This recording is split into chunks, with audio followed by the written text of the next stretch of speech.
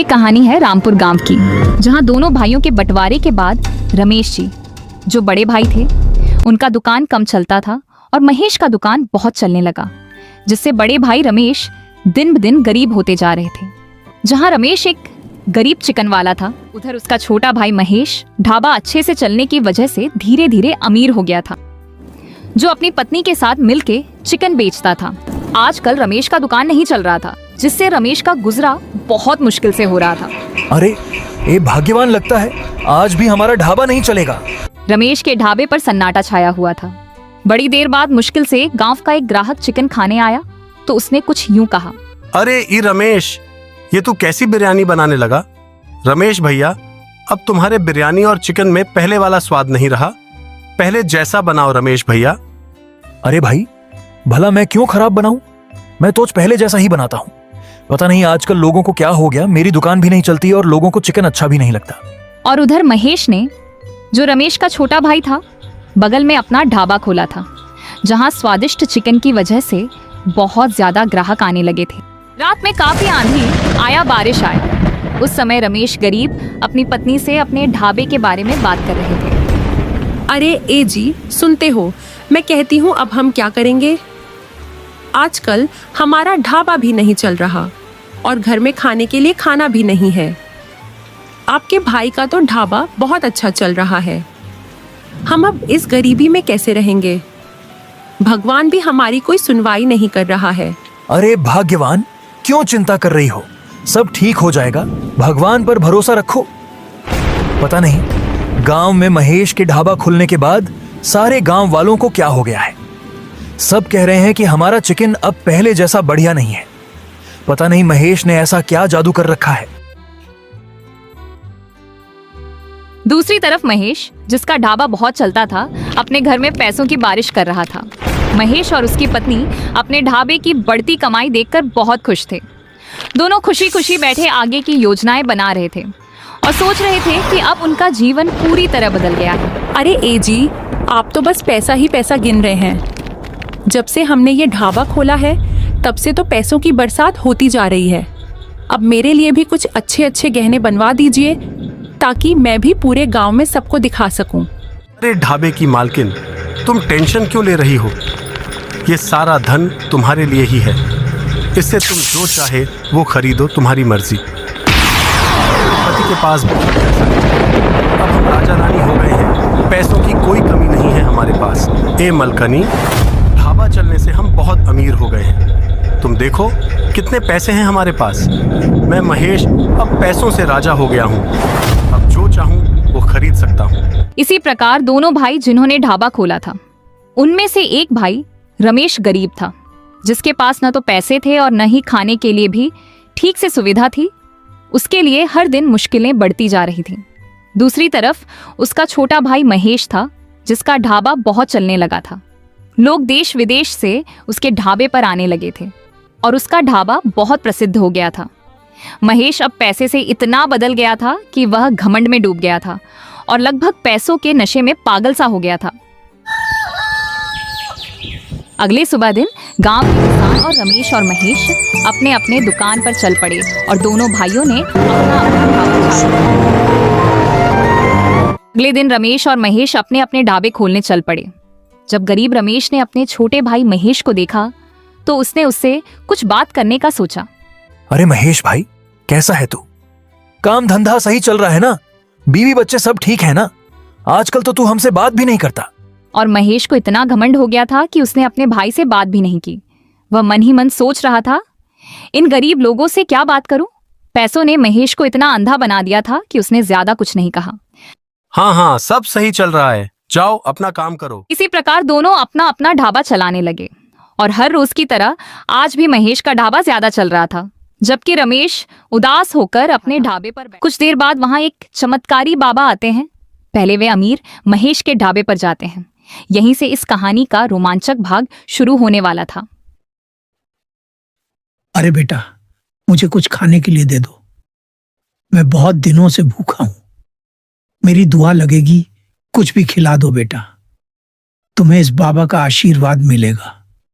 सुन रहे हो ना? तुम्हारा ढाबा इससे भी ज्यादा चलेगा बेटा। और महेश कुछ पैसों के खिला दो। घमंड में इतना चूर हो गया था कि उसे यह भी पता नहीं था कि ये कोई आम बाबा नहीं बल्कि चमत्कारी बाबा है। घमंड में आकर महेश ने कुछ यूं कहा, अरे यहाँ कुछ खाने के लिए नहीं है, जाओ यहाँ से ढोंगी बाबा। पता नहीं आजकल कहाँ कहाँ से चले आते हैं, पास में पैसे कुछ होते नहीं और बाबा बनकर ढाबे में खाना खाने चले आते हैं। जाओ यहाँ से, यहाँ कुछ नहीं मिलेगा। ये सुनते ही बाबा वहां से अगले ढाबे रमेश के ढाबे की ओर चल पड़े और मन ही मन सोचने लगे, पता नहीं कैसा दिन आ गया है। एक अमीर इंसान जिसके पास पैसों की कोई कभी एक भूखे बाबा को खाने के लिए कुछ नहीं दे रहा। हे भगवान, अब क्या एक बाबा को भी जब चमत्कारी बाबा रमेश के ढाबे पर पहुंचे तो रमेश ने उनसे कहा, आइए बाबा, आइए, मेरे पास बैठकर खाना खाइए। पैसों की चिंता मत कीजिए, मेरा भाई पैसों के घमंड में अंधा हो गया है, लेकिन आप मेरे यहाँ मुफ्त में भोजन कीजिए। धन्यवाद बेटा, मैं तुम्हारा बहुत बहुत आभारी हूं। इस कलयुग में भी कोई तो है जो एक भूखे बाबा को भोजन खिलाएगा। तुम्हारा बहुत आभार।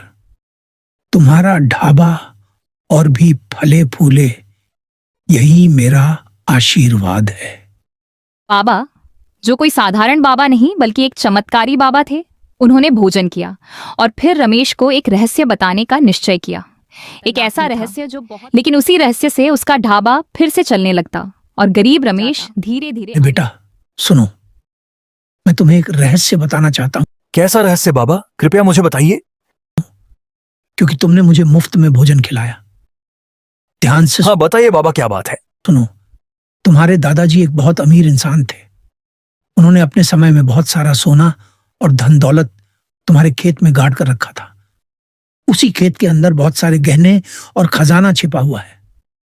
इसलिए आज रात तुम अपने खेत में कुदाल लेकर जाना और वह सारा खजाना निकाल लाना।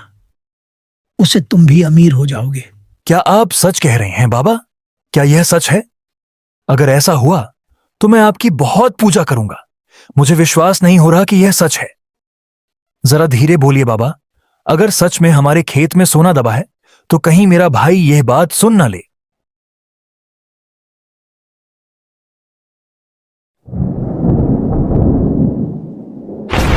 रात में कड़कड़ाती बिजली चमक रही थी। उसी बीच रमेश अपनी पत्नी से बात कर रहा था कि क्या वह बाबा सच कह रहा था। दोनों इसी बारे में बात कर रहे थे। अरे ए जी, सुनते हो? आपको याद नहीं है कि क्या आज एक बाबा आया था हमारे दुकान पर? उसने क्या बताया कि हमारे खेत में सोना है, तो क्या आप वो सोना लाने नहीं जाएंगे? अरे भाग्यवान, वो बाबा मुझे ढोंगी लग रहा था। वो ऐसे ही खाना खाने के लिए बोल रहा था। कहीं हमारे दादा ने खेत में सोना रखा होता तो हमें बताते नहीं क्या? वो बाबा ऐसे ही कुछ भी बोल रहा था। अरे जी, फिर जाओ ना जी, क्या पता सच बोल रहा हो वो बाबा। यदि सच हुआ तो हम दोबारा से अमीर हो जाएंगे। प्लीज जाओ ना जी, खेल में क्या जाता है, क्या पता सच हो। चले जाओ ना। अरे भाग्यवान, चलो ठीक है, तुम्हारे कहने पर चला जाता हूँ। वैसे मुझे नहीं लगता कि वहां खेत में कुछ होगा। चलो कुदाल निकालो, देखता हूँ, क्या पता बाबा की बातें सच हों। पता नहीं कौन था वो बाबा। ऐसे ही रमेश और उसकी पत्नी इस बारिश में भी खेत जाने का फैसला करते हैं। रमेश गरीब अपने हाथ में कुदाल लेकर खेत की ओर चल पड़ा, सोने की तलाश में, जैसा बाबा ने उसे ढाबे पर। रमेश खेत पहुंचने के बाद खेत में खुदाई कर रहा था। उसे उम्मीद नहीं थी कि ऐसा कुछ होगा। फिर भी रमेश इस तूफानी बारिश में अपनी पत्नी के कहने पर खुदाई करता जा रहा था। उसे बहुत डर भी लग रहा था। समय खेत में था। बहुत देर खुदाई करने के बाद उसे वहां सच में सोना मिला, जिसे देखकर उसे विश्वास ही नहीं हो रहा था। उस खेत के अंदर सिर्फ और सिर्फ सोना ही सोना था। रमेश जब अपने घर सोना लेकर गया तो वह उसे देखकर देखते ही रह गए। उसकी पत्नी को भी विश्वास नहीं हो रहा था कि सच में उनके खेत में इतना सोना था। इतना सोना देखकर रमेश और उसकी पत्नी दोनों हैरान हो गए और सोचने लगे कि क्या सच में उनके खेत में इतना सोना है। रमेश की पत्नी बोली, अरे ये क्या, मुझे विश्वास ही नहीं हो रहा कि हमारे खेत में इतना सोना है। क्या हम अब अमीर हो गए हैं? मुझे यकीन ही नहीं हो रहा कि ये सच है। अरे भगवान, मुझे भी विश्वास नहीं हो रहा कि हमारे खेत में इतने सोने थे। मुझे तो यह सब अब सपना ही लग रहा है कि सच में हमारे पास इतना सोना हो गया है। मैं तो उस बाबा को ढोंगी बाबा मानती थी। मुझे तो बिल्कुल भी नहीं लगता था कि खेत से सोना निकलेगा।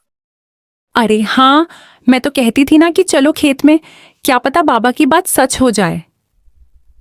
अब देखो ना, मैंने जो कहा था वो सच हो गया। चलो, अमीर हो गए हैं, हमारे पास बहुत पैसा आ गया है। अब हम जो चाहें वो खरीद सकते हैं।